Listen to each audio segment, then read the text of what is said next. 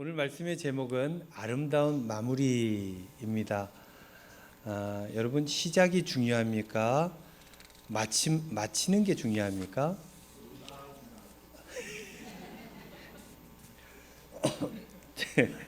제가 어제 예전에 섬기던 목사님 둘째 아들이 결혼을 해가지고 포항에 다녀왔습니다. 어느 목사님하고 같이 갔는데 내일 설교는 이런 거다 하면서 쭉 가면서 이제 이런저런 얘기 하잖아요. 이제 목사는 토요일 날은 주일 설교 때문에 늘 부담이 있는 날이기 때문에 늘 머릿속에 온통 결혼식장을 가도 그게 있어요. 이런저런 얘기를 했어요. 내가 이렇게 얘기할 텐데 목사님 뭐가 중요합니까? 그랬더니 한참을 생각해요. 생각하다가 둘 다 중요하지 않습니까? 이러더니 우리 교우들은 내가 이렇게 질문하면 1초도 안 돼서 둘 다 중요할 거다라고 대답할 것 같습니다. 그랬는데 역시나 1초도 안 돼서 둘 다 중요하죠. 시작이 있어야 마지막이 있고 마지막이 온전치 않으면 시작이 의미가 없죠. 그래서 둘 다 중요한 것입니다. 그런데 우리네 입장에서 지금 우리네 현 주소, 현 삶의 자리에서 보면 무엇이 더 중요한가라고 물을 때 아마도 마무리가 더 중요하다라고 얘기할 수 있을 것입니다. 왜냐하면 우리는 우리네 인생에 있어서 어떻게든 시작은 했어요. 여기껏 달려왔습니다. 그것이 어찌 되었든 무엇이 되었든 어떤 내용으로 채워져 있든 그러나 우리가 달려가면서 어디로 가냐면 마지막으로 가고 있다. 이게 유다 그러니까는 그 헤브라이즘이라 그러잖아요. 이 성경에 나오는 역사관이에요. 돌고 돌고 돌고 도는 게 아닙니다. 우리는 시작이 있으면 끝이 있어요. 그렇기 때문에 이 인생은 너무나 소중해요. 왜냐? 한 번밖에 없으니까. 끝이 있는 거예요.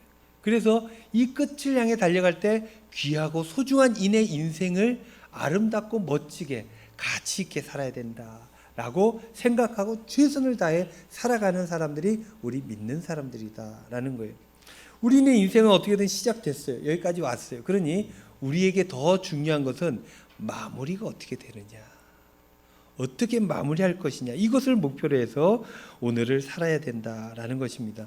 성경에도 이를 강조한 부분들이 굉장히 많이 있죠. 그 중에 대표적인 게 전도서 7장 1절 말씀입니다. 이런 말씀이 있어요. 좋은 이름이 좋은 기름보다 낫고, 좋은 이름, 명예로운 거, 명예로운 게 좋은 기름, 향유, 그러니까 귀한 재물 중에 하나예요. 그 향유보다 명예로운 게 낫다는 거예요. 재산보다 명예롭게 살아라라는 것이죠. 그리고 또 이런 말씀이 있어요. 죽는 날이 출생하는 날보다 나으며, 출생이 얼마나 중요합니까? 그러나 더 중요한 것이 있으니 죽는 날이라는 거예요. 그게 우리네 가치 기준이 되어야 된다라는 얘기죠. 2절 말씀에 보면 초상집에 가는 것이 잔치집에 가는 것보다 나으니 모든 사람의 끝이 이와 같이 됨이라 산자는 이것을 그 마음에 둘지어다 그랬습니다. 그러니까 살아있는 사람은, 시작한 사람은, 인생을 살아가는 사람은 그 마지막을 마음에 품고 살아라 라는 말씀인 거예요. 마지막이 중요하니까 마무리를 잘 해야 된다라는 것입니다. 여러분들 자신의 죽음, 피할 수 없는 일 아닙니까? 그 죽음에 대해서 여러분들 생각해 보신 적이 있습니까? 아마도 생각들을 많이 해보셨을 것입니다. 나는 어떤 죽음을 맞이하게 될 것인가? 내가 죽었을 때 사람들은 내 장례식장에 와서 어떻게 할 것인가? 사람들이 나를 어떻게 기억할까? 또 나를 어떻게 평가할까? 교회에서 장례식을 치르죠. 그러면 온 교우들이 시간을 내어서 참여합니다. 결혼식장은 미안합니다, 못 갑니다, 돈만 갑니다. 그리고 나중에 축하해도 괜찮아요. 장례식장은 가봐야 됩니다. 제가 장례식을 2번 연이어서 해보니까 오셔서 위로해 주시는 분들이 그렇게 고맙더라고요. 뭐 부조금만 보내면 되지 했었어요. 근데 해보니까 오셔서 위로하고 손잡아 주시고 끌어안아 주시고 이러니까 마음이 살아날 것 같아요. 그래서 장례식장 그렇게 해야 되는데 여러분들이 돌아가셨어요. 그러면 우리 교우들이 여러분들 장례식장에 갈 것 아니겠습니까? 가면은 꽃을 헌화를 하고 목사님하고 예배를 드리겠죠. 예배를 드리고 교우들이 잠깐 앉았다 오잖아요. 뭐라도 먹고 그 자리를 빈 공간을 채우고 위로하고 그 존재로 위로하는 거죠. 그렇게 위로할 텐데 여러분들 여러분 장례식장에 우리 교우들이 오면 처음 딱 앉아서 물을 따르면서 나에 대한 어떤 얘기를 했으면 좋겠습니까? 어떤 얘기를 할까? 또 목사님이 예배 드리면 설교할 텐데 설교를 어떤 멘트로 시작하게 될까? 전도서는 그때를 기억하면서 오늘을 살아야 된다 말씀하고 있는 거예요. 복된 죽음을 위해 오늘을 의미 있게 살아야 된다. 그게 참된 가치고 그게 영원으로 나아가는 길이다라고 전도서는 우리를 깨우쳐주고 있는 것입니다. 사랑하는 성도 여러분, 여러분들 죽음은 아무도 피할 수가 없어요. 복된 죽음을 위해 오늘을 멋지게 가치 있게 살아가시는 저와 여러분들 다 될 수 있기를 우리 주님의 이름으로 축원드립니다.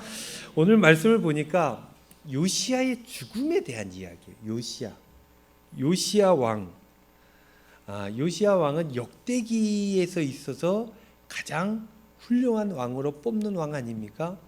물론 그 왕의 죽음이 조금 비극적이기는 했어요. 갑작스럽기도 했고 그래서 온 나라가 당황하기도 했어요. 그러나 요시야 하면은 우리가 떠올릴 때 역대기에서 특별히 최고의 왕이다. 하나님 앞에 가장 온전한 왕이다라고 이야기를 하는 그 왕이 요시야 왕입니다. 그 요시야 왕의 죽음에 대한 문단이 시작되는데 역대기 35장에 이렇게 시작해요. 20절 말씀. 이 모든 일 후, 그러니까 이 요시야의 죽음이 있는데 그 전에 있었던 일들을 가지고 오는 거예요.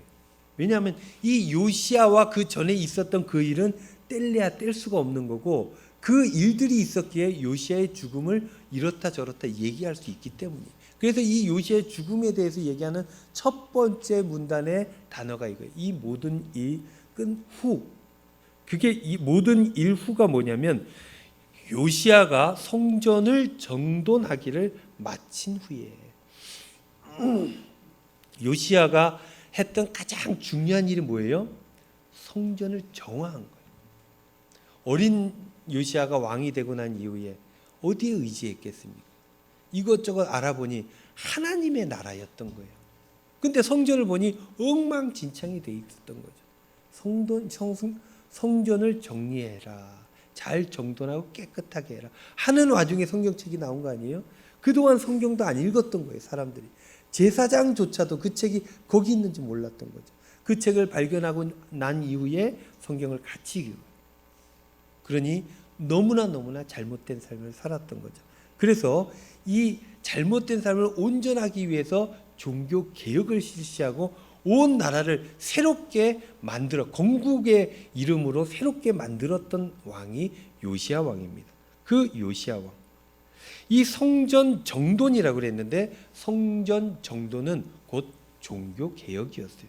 종교 개혁은 나라를 새롭게 세우는 일이었던 것입니다. 그래서 온 백성들이 동참했고 요시야를 믿었고 의지했고 존경했고 그의 말씀 하나님의 말씀인 줄 알고 받고 순종했다라는 것입니다. 그래서 그 나라가 새롭게 되었다라는 거예요.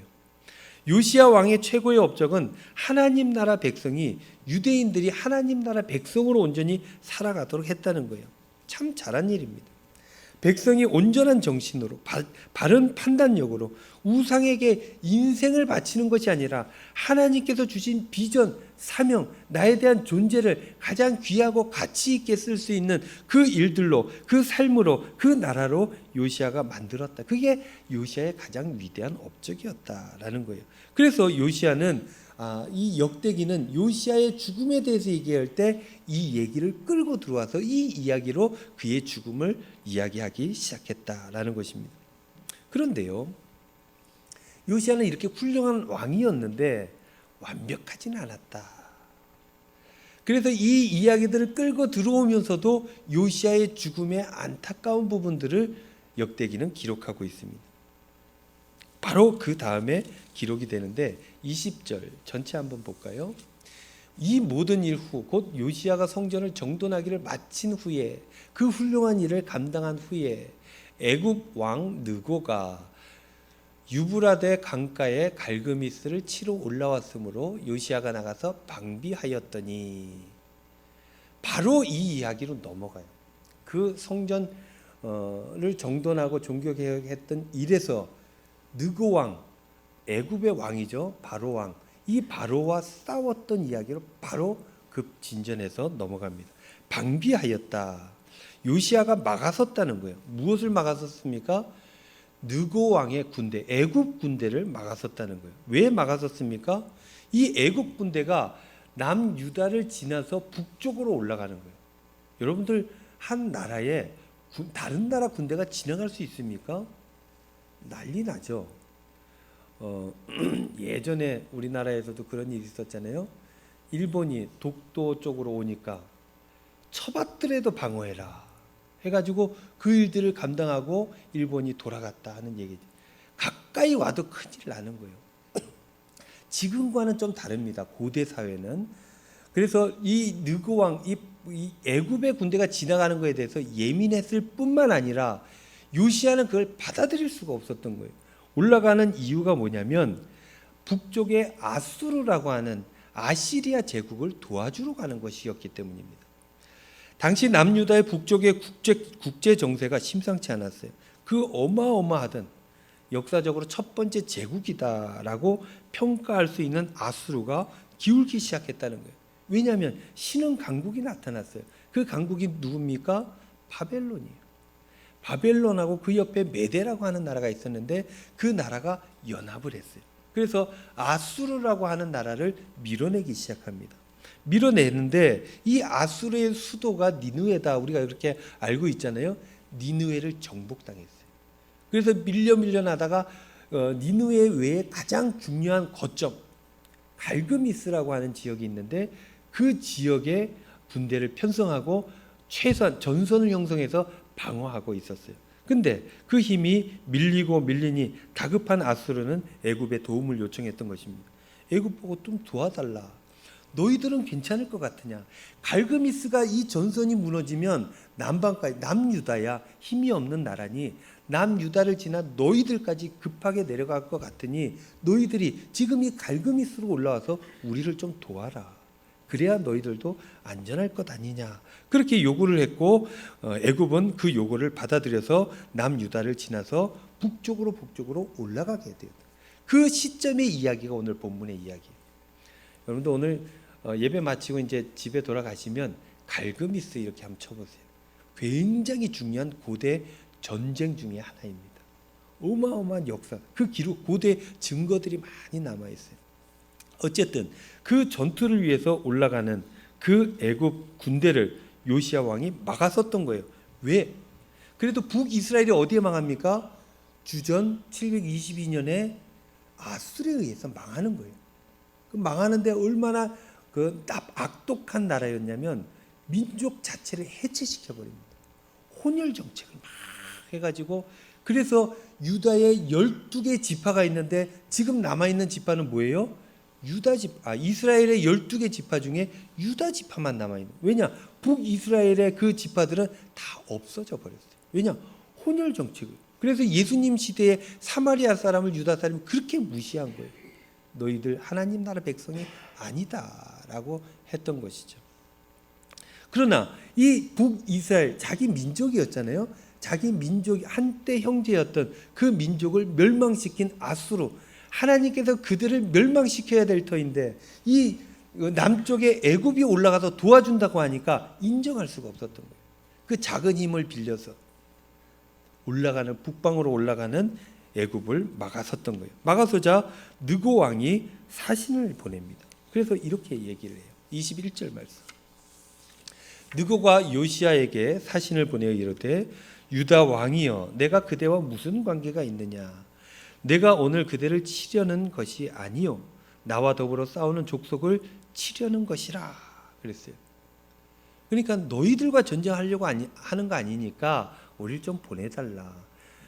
나와 전쟁하려고 하는 이들, 즉 바벨론, 메대, 연합군 얘기하는 거죠. 그들과 싸우러 올라가는 것이니까 나를 좀 내버려 두라. 그러면서 이렇게 얘기합니다. 하나님이 나에게 명령하사 속히 하라 하셨은즉 하나님이 나와 함께 계시니 그대는 하나님을 거스르지 말라. 그대를 멸하실까 하노라. 이렇게 얘기를 합니다. 이 이야기를 느고가 사신을 통해서 요시야에게 얘기했다는 거예요. 이것을 지금 누가 적고 있습니까?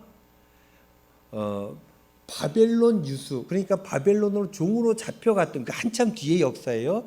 종으로 잡혀갔던 유대인들이 그때 역사를 듣고 이해하고 자료를 정리해서 지금 쓰고 있는 거예요. 근데 뭐라고 쓰고 있습니까? 뭐라고 쓰고 있냐면 느고 왕에게 하나님께서 얘기하셨다는 거예요. 그 일들을 감당하라고. 그런데 느고 왕이 하나님께 받은 말씀이라 내가 이걸 하고 있으니 너는 이 하나님 말씀을 거절하지 말라라고 얘기했던 것으로 유대인의 후손들이 지금 적고 있는 거예요.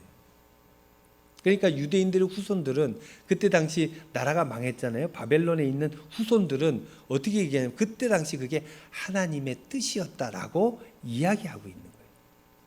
근데 그때 당시 요시야는 그것을 하나님의 뜻이라고 받아들이지 않았던 것입니다. 그래서 역대기를 적는 이 기자는 요시야가 실수했다라고 얘기하는 거예요. 이 요시야의 전쟁, 이 마지막 무기또 전투잖아요. 이 전쟁에서 실패한 것, 이것에 대해서 여러 가지 신학적인 평가들을 하는데 적어도 이 역대기에서 쓴 평가는 부정적입니다. 잘못했다라는 거예요. 22절 말씀. 요시야가 몸을 돌이켜 떠나기를 싫어하고 돌아가라, 우리가 지나갈게, 아무 해를 너희들에게 미치지 않을게 했더니 요시야가 몸을 돌이켜 떠나기를, 그러니까는 그 군대를 빼오기를 싫어했다. 오히려 변장하고 자기가 왕이 아니라는 것들을 표시하고 그와 싸우고자 하여 하나님의 입에서 나온 느고의 말을 듣지 아니하고, 여기에서 밑줄 친 것만 보면 하나님의 입에서 나온 말을 듣지 아니하고 이렇게 받아들이는 거예요.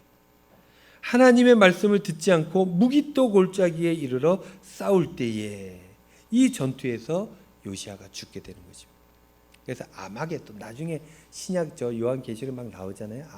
마지막 전투, 이게 바로 이 무기또에서 나온 이야기들, 이 이야기를 가지고 와서 신약에 쓰고 있는 것입니다.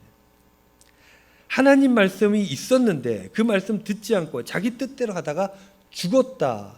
역대기는 그렇게 지금 쓰고 있는 것입니다. 24절 말씀. 그의 부하들이 그를 병거에서 내리게 하고 그의 버금 병거에 태워, 두 번째 병거 버금 병거에 태워 예루살렘에 이른 후에 그가 죽으니 그의 조상들의 묘실에 장사되니라. 이게 바로 요시야의 마지막이었다. 요시야의 마지막은 뭡니까? 실수. 하나님 말씀을 듣지 않음에 죽임을 당했다라고 쓰고 있는 거예요. 그에 대한 평가, 그가 죽었잖아요. 이제 평가하잖아요. 그에 대한 평가가 어떻게 했겠습니까? 첫 번째, 아마도 이런 것 아니겠습니까? 그간 잘했는데 안타깝다. 두 번째 평가는 어떤 게 있겠습니까? 그 실수 때문에 나라가 위태로워졌다. 큰 잘못했다라는 거예요. 여러분들 둘 다 사실입니다. 실제 요시야 왕이 죽고 난 이후에 남유다가 급속도로 기울게 됩니다.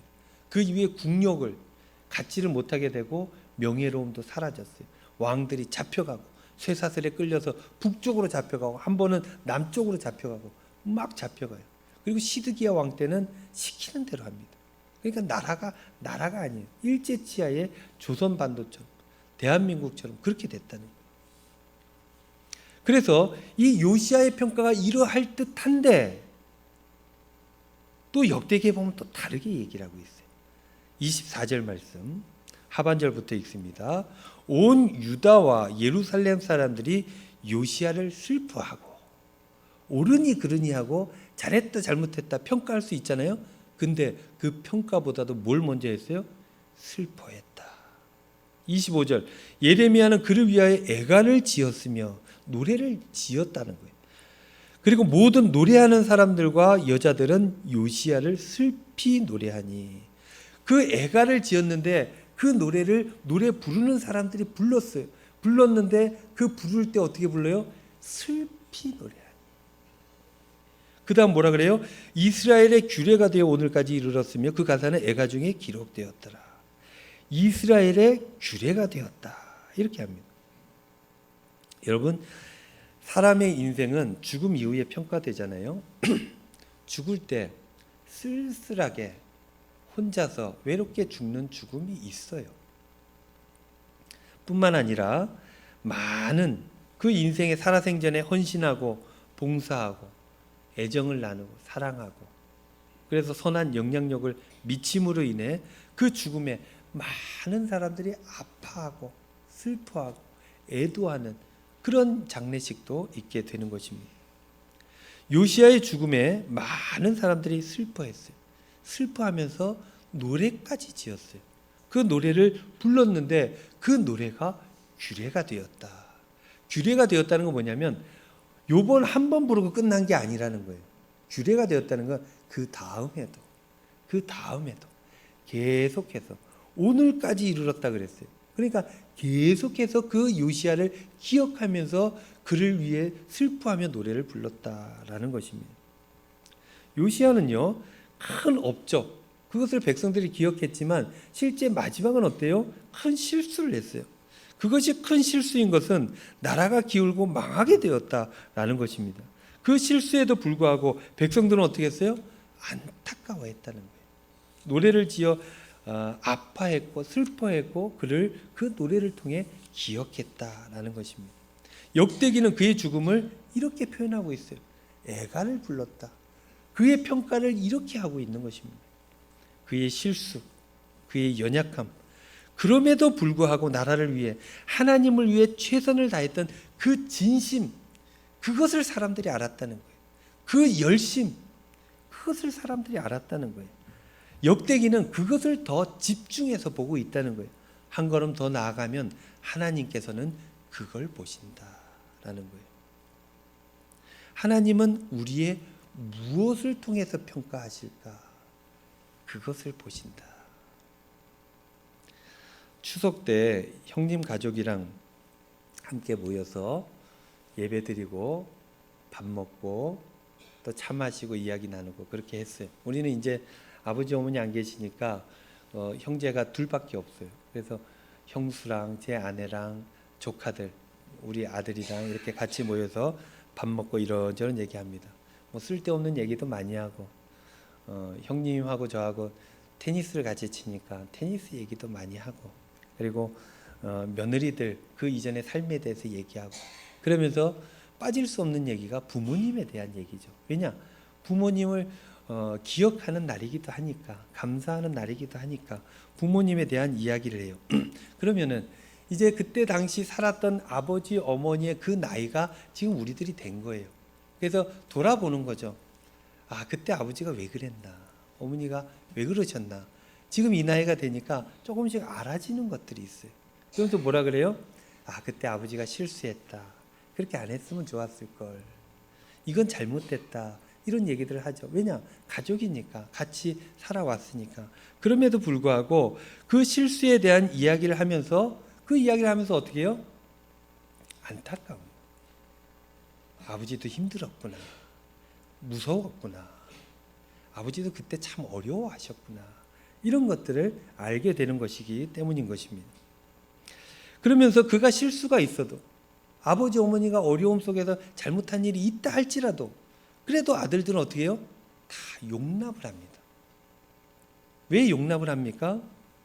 가족과 자식을 위해 부모님이 할 수 있는 최선을 다한 것, 그것을 자녀들이 알기 때문에 아버지가 할 수 있는 최선을 다하시는 거예요.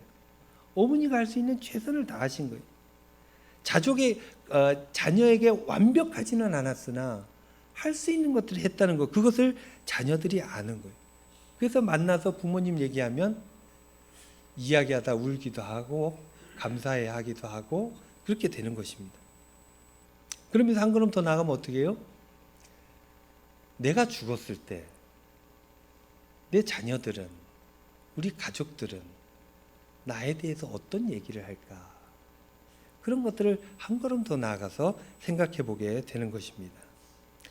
여러분들이 돌아가셨을 때 여러분들 자녀들이, 가족들이 명절 때 모이겠죠? 모여서 밥 먹고 차 마시면서 이런저런 얘기하겠죠? 명절에 만나고 또 기일에 추도 예배를 드리고 그러면서 어머니를, 아버지를 기억하게 될 것입니다. 그럴 때 여러분들에 대해서 자녀들이 어떤 얘기를 나누었으면 좋겠습니까? 여러분 한번 생각을 오늘 한번 해보셨으면 좋겠어요. 우리 자녀들이, 우리 가족들이 나에 대해서 뭐라고 얘기할까? 또 어떻게 얘기했으면 좋을까? 라고 한번 생각해 볼 필요가 있는 것입니다. 또 한 걸음 나아가서 장례식 때 우리 은광교회 성도님들이 나에 대해서 이렇게 얘기했으면 좋겠다. 어떻게 얘기했으면 좋겠습니까? 한 걸음 더 나아가 보면 하나님께서는 나의 인생 전체를 두고 뭐라고 평가했을까? 어떻게 평가하시면 좋겠는가? 요시야는 하나님 앞에 열심히도 했고 하나님 앞에 실수도 했습니다. 한 인간으로서 연약했기 때문에 실수도 하고 그것 때문에 큰 문제가 일어나기도 했던 거예요. 그럼에도 불구하고 성경은 사람들이 슬퍼했다 이렇게 평가를 합니다. 슬퍼했다. 즉 감정적 공유를 했다는 것으로 기록을 하고 있어요. 그렇게 역대기의 기자는 이 요시야의 이 실수가 섞여 있는 죽음을 아름답게 마무리를 해내고 있는 것입니다. 중요한 것이 무엇인가? 그의 인생이, 그의 삶이, 또 그의 사역이 공감되었는가 하는 거예요. 내 인생이, 내 사역이 공감되었는가? 내 자녀들과 공감이 되었는가? 내 이웃들과, 우리 교우들과 내 사역이 공감되었는가? 더 나아가서 나의 인생이, 나의 애씀이 하나님과 공감이 되었는가? 만약 그렇다면 괜찮다예요. 그렇다면 잘했다입니다. 그랬다면 하나님께서 뭐라고 평가하겠습니까? 잘했다, 애썼다, 한 걸음 더 나아가면 고맙다 이렇게 얘기를 하실 것입니다. 사랑하는 성도 여러분, 아름다운 마무리가 중요합니다. 필요합니다. 그 마지막을 위해서 오늘을 굉장히 깊이 성찰하면서 살아가야 된다. 사람들이 나를 어떻게 평가할까? 하나님이 나를 어떻게 평가할까? 그것의 기준은 뭐예요? 역대기는 공감이라고 얘기하고 있는 거예요. 슬피 울었다. 누가 죽었어요? 내가 죽었어요. 사람들이 와서 울어주는 거예요. 그러면 됐다는 거예요. 공감하고 같이 아파하면 됐다. 여러분들 사역이 어떻습니까? 교우들과 공감이 되고 있습니까? 여러분들 인생이 어때요? 자녀들, 가족들과 공감이 되고 있습니까? 만약 안 되고 있다면 해야 합니다. 이야기하고 내가 왜 그러는지, 그리고 삶으로 그걸 보여줘야 됩니다. 그렇게 하면 그것이 어떤 삶이든 하나님께서 오케이, 고맙다라고 얘기하실 줄로 믿습니다. 아름다운 마무리를 위해 여러분들 오늘을 열심히 살아가시길 바랍니다. 오늘만 급급하게 본능에 의해서 오늘만 살아가면, 나의 쾌락과 나의 요구만을 위해서 살아가면 인생은 무조건 실패한다. 그러나 마지막 때를 보고 오늘을 살아가면 하나님 앞에 온전할 수 있게 되고 선한 영향력을 미칠 수 있게 된다라는 것입니다. 오늘부터 아름다운 마무리를 위해 열심히 중요한 것들을 놓치지 않고 승리하며 살아가시는 저와 여러분들 다 되시기를 우리 주님의 이름으로 축원드립니다.